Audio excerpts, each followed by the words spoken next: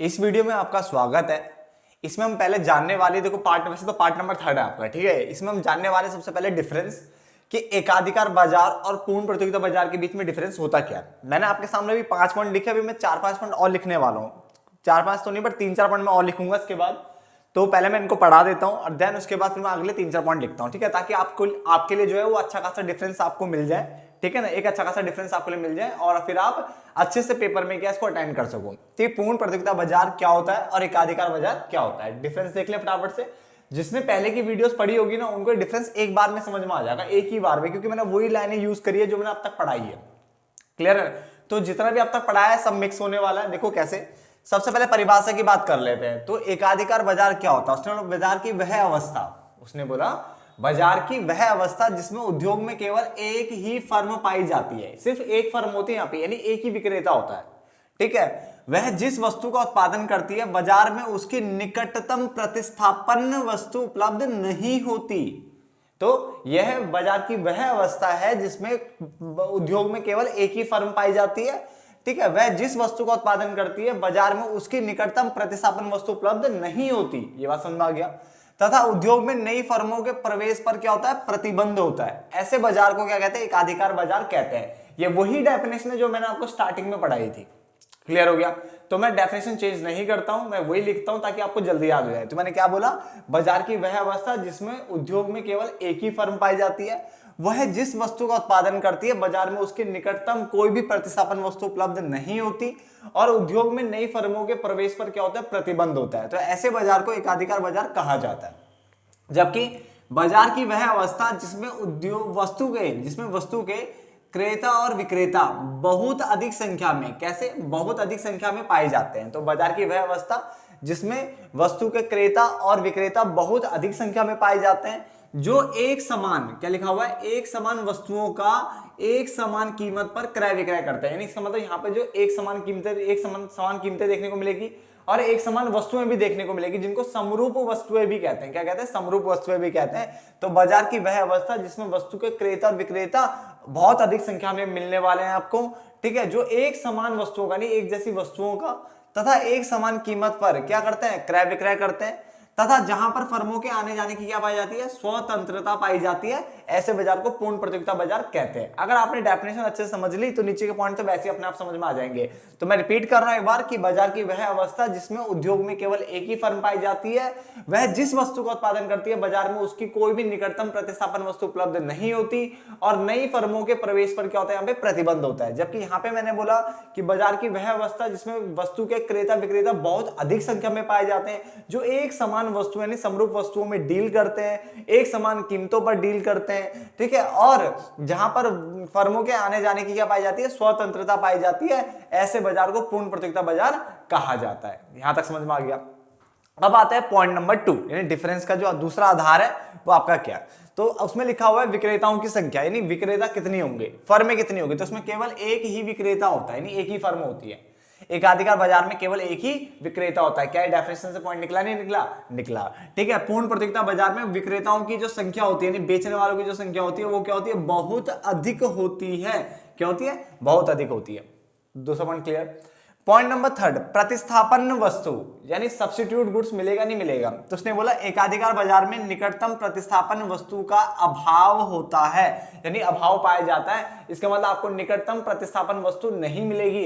अगर उसके पास जो फर्म है उसके पास अगर लाइफबॉय साबुन रखा है तो आपको वही लेना पड़ेगा, क्योंकि आपको दूसरा डिटॉल जो भी होते हैं, निरमा एंडॉल जो भी आते होंगे साबुन, वो आपको नहीं मिलने वाले। वहां पे सिर्फ एक ही तरह का साबुन मिलेगा जो उसके पास है, क्योंकि दूसरी कोई फर्म तो यहाँ पे है ही नहीं, दूसरा कोई विक्रेता यहाँ पे है ही नहीं। जब दूसरा विक्रेता ही नहीं है तो फिर इसका मतलब कहां जाओगे फिर? तो इसी से लेना पड़ेगा जो भी है। तो इसलिए यहाँ पे प्रतिस्थापन वस्तु ने सब्स्टिट्यूट गुड्स यहाँ पे नहीं मिलेंगे, ठीक है ना। जबकि पूर्ण प्रतियोगिता बाजार में एक समान वस्तुएं आपको जगह जगह मिल जाएगी। एक समान वस्तुएं जिसको हम क्या बोलते हैं? समरूप वस्तुएं कहते हैं, वो पाई जाती है। तो यहाँ पे एक समान वस्तुएं नहीं समरूप वस्तुएं पाई जाती हैं, ठीक है, ये याद रखना। उसके बाद फर्मों के आने जाने की स्वतंत्रता, इसने बोला एकाधिकार बाजार में नई फर्मों के प्रवेश पर क्या होता है? प्रतिबंध होता है। ये मैं ऑलरेडी पढ़ा चुका हूं कि एकाधिकार बाजार में नई फर्मों के प्रवेश पर क्या होता है? प्रतिबंध होता है। इसका मतलब नई फर्में यहाँ पे नहीं आ सकती, अर्थात फर्मों के प्रवेश पर क्या लिखा हुआ है? फर्मों के प्रवेश व बहिर्गमन पर नियंत्रण होता है, यानी फर्मों के एंट्री और एग्जिट पर क्या होता है? नियंत्रण होता है। जबकि पूर्ण प्रतियोगिता बाजार में फर्मों के आने जाने की क्या पाई जाती है, स्वतंत्रता पाई जाती है, अर्थात फर्मों के प्रवेश यानी एंट्री और एग्जिट बहिर्गमन पर कोई नियंत्रण नहीं होता। क्लियर हो गया। तो यहाँ पे जो नई फर्में प्रवेश नहीं कर सकती, यहाँ पे नई फर्में प्रवेश कर सकती है, यानी फर्में आ भी सकती है और जा भी सकती है, कोई दिक्कत नहीं इस वाले में, जबकि इसमें नहीं कर सकती ऐसा कुछ। क्लियर। उसके बाद कीमत निर्धारण की अगर हम बात करें तो एकाधिकार बाजार में फर्म का अपनी वस्तु की पूर्ति एवं कीमत पर पूर्ण नियंत्रण होता है। तो एकाधिकार बाजार के अंतर्गत फर्म का अपनी वस्तु की पूर्ति एवं कीमत पर पूर्ण नियंत्रण होता है, यानी पूरा नियंत्रण होता है, जिसके कारण फर्म स्वयं खुद से कीमत का निर्धारण करती है, ठीक है, ये याद रखना। इसमें यानी कीमत खुद से सोचेगी जो करना है, ठीक है ना। जबकि इसमें क्या बोला हमने, पूर्ण प्रतियोगिता बाजार में कीमत का निर्धारण उद्योग करता है। कौन करता है? उद्योग करता है, यानी उद्योग कीमत का निर्माता होता है, यानी उद्योग कीमत को निर्धारित करता है और फर्में कीमत को क्या करती है, स्वीकार करती है, यानी उद्योग ने जो कीमत तय की है फर्म उस कीमत को मानती है। तो मैंने यहाँ पे क्या बताया कि कीमत निर्धारण में कि एकाधिकार बाजार में फर्म का अपनी वस्तु की पूर्ति एवं कीमत पर पूर्ण नियंत्रण होता है, जिसके कारण फर्म स्वयं कीमत का क्या करती है, निर्धारण करती है। जबकि पूर्ण प्रतियोगिता बाजार में कीमत का निर्धारण उद्योग करता है। कौन करता है? उद्योग करता है, और फर्में उद्योग द्वारा तय की गई कीमत को क्या करती है, स्वीकार करती है, यानी फर्मों को कीमत स्वीकार करना होता है, वो कुछ नहीं कर सकती उसके अलावा। क्लियर। तो 5 पॉइंट हो गए, मैं इसको भी आगे बढ़ाने वाला हूं, फटाफट से आप इसे नोट डाउन कर लीजिए बेटा। अब आगे देखिए, इसमें 4 पॉइंट मैंने और लिख दिए। पहला, कीमत विभेद की बात कर लेते हैं। तो एकाधिकार बाजार में प्राय कीमत विभेद पाया जाता है, यानी यहाँ पे कीमत विभेद यानी कीमत अलग अलग हो सकती है। यहाँ एकाधिकारी एक समान वस्तु की, यानी एक ही जैसी वस्तु है, उसकी भिन्न भिन्न मतलब अलग अलग कीमत वसूल करता है, यह कर सकता है, ठीक है ना। तो करता है, कर सकता है, लिख सकते हो आप, कर सकता है, ठीक है ना,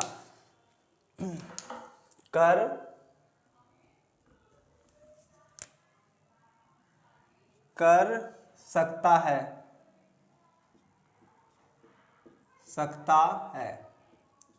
ठीक है। तो एकाधिकार बाजार में प्राय कीमत विभेद पाया जाता है, यहाँ पे कीमत विभेद होता है। यहां एकाधिकारी एक समान वस्तु यानी एक जैसी वस्तु की भिन्न भिन्न कीमत वसूल कर सकता है, जबकि पूर्ण प्रतियोगिता बाजार में कीमत एक समान रहती है। कैसी होती है? एक जैसी होती है, अर्थात यहाँ कीमत विभेद नहीं पाया जाता है। यहाँ पे कीमत विभेद आपको देखने को नहीं मिलेगा। बेटा देखो, इतने सारे पॉइंट लिखवा दिए, काफी अच्छा खासा डिफरेंस आप पेपर में लिख के आ सकते हो, ठीक है, इतने पॉइंट लिखने के बाद। क्लियर हो गया। उसके बाद फर्म व उद्योग में अंतर। तो एकाधिकार बाजार में फर्म व उद्योग के बीच में कोई अंतर नहीं रहता है। क्यों नहीं रहता भाई? क्योंकि उद्योग में केवल एक ही फर्म होती है, एक ही तो विक्रेता होता है, तो कोई यहाँ पे अंतर नहीं, वही उद्योग वही फर्म, एक ही बात है, ठीक है ना। यहाँ पे क्योंकि उद्योग में केवल एक ही फर्म है, तो उद्योग और फर्म के बीच में यहाँ पे कोई अंतर नहीं रह पाता विद्यमान, ठीक है ना। क्योंकि पूर्ण प्रतियोगिता बाजार में फर्म व उद्योग में अंतर विद्यमान रहता है। यहाँ उद्योग कीमत निर्धारक होता है। उद्योग क्या होता है? कीमत निर्धारक होता है, और फर्म क्या होती है? कीमत स्वीकारक होती है। क्या होती है? कीमत स्वीकारक होती है। तो 2 पॉइंट समझ में आ गया कि एकाधिकार बाजार में प्राय कीमत विभेद पाया जाता है। यहाँ पे एकाधिकारी एक समान वस्तु की भिन्न भिन्न कीमत वसूल कर सकता है, जबकि पूर्ण प्रतियोगिता बाजार में कीमत एक समान रहती है, अर्थात यहाँ कीमत विभेद नहीं पाया जाता है। क्लियर हो गया। उसके बाद मैंने बोला एकाधिकार बाजार में फर्म व उद्योग के बीच में कोई अंतर नहीं रहता। यहाँ पे कोई अंतर नहीं उनके बीच में, बट यहाँ पे उद्योग और फर्म के बीच में अंतर विद्यमान रहता है, होता है, क्योंकि उद्योग तो कीमत निर्धारक है, कीमत को तय कर रही है, और फर्म कीमत को स्वीकार कर रही है। क्लियर हो गया। अब लास्ट के 2 पॉइंट पढ़ लेते हैं बेटा। मांग वक्र, क्या लिखा हुआ है? मांग वक्र लिखा हुआ है। उसमें मैंने आपको बताया कि एकाधिकार बाजार में मांग वक्र का जो ढाल होता है ना बेटा, वो ऋणात्मक होता है। ऋणात्मक क्यों? क्योंकि एआर कर्व को फर्म का डिमांड कर्व कहते हैं। तो एआर कर्व को देखो, वो नीचे की ओर गिर रहा है, देखो ऐसे गिर रहा है, देखो ये, ठीक है। तो एआर कर्व जो होता है फर्म का डिमांड कर्व होता है, और उसका ढाल क्या होता है? ऋणात्मक होता है, तथा कम लोचदार होता है। कम लोचदार का मतलब होता है इकाई से कम लोचदार, तो 1 से कम है। तो ईडी मतलब इलास्टिसिटी ऑफ डिमांड, मांग की लोच। इलास्टिसिटी ऑफ डिमांड मतलब मांग की लोच, वो क्या आपकी 1 से कम है, इकाई से कम को कहते हैं कम लोचदार। क्लियर। जबकि पूर्ण प्रतियोगिता बाजार में मांग वक्र का जो आकार होता है वो एक्स अक्ष के समानांतर होता है बेटा, एक्स अक्ष के समानांतर होता है, ये हमने पढ़ लिया था पहले, ठीक है। और यहाँ पे AR बराबर MR बराबर P बराबर D होता है, ये भी आपको पता ही होगा, ठीक है ना। और ये या पूर्णतः लोचदार प्रकृति का होता है। पूर्णतः लोचदार का मतलब क्या? ED, ये नॉट डिफाइंड, ठीक है। इन्फिनिटी बोलते हैं ना, तो इन्फिनिटी हो जाता है, इनफाइनाइट बोलते हो ना वैसे, वही एक समझ लो। तो पूर्ण प्रतियोगिता बाजार में मांग वक्र का आकार एक्स अक्ष के समानांतर या पूर्णतया लोचदार प्रकृति का होता है। क्लियर हो गया? तो ये पूर्णतया लोचदार है, एक्स अक्ष के समानांतर। क्लियर हो गया? तो तकरीबन हमारे पास 9-10 पॉइंट हो गए, जिससे काफी अच्छा डिफरेंस उभर के निकल के आ जाता है। ठीक है, और समझ में भी आ गया होगा आपको। तो फटाफट से नोट डाउन कर लो, हम आगे बढ़ते हैं बेटा।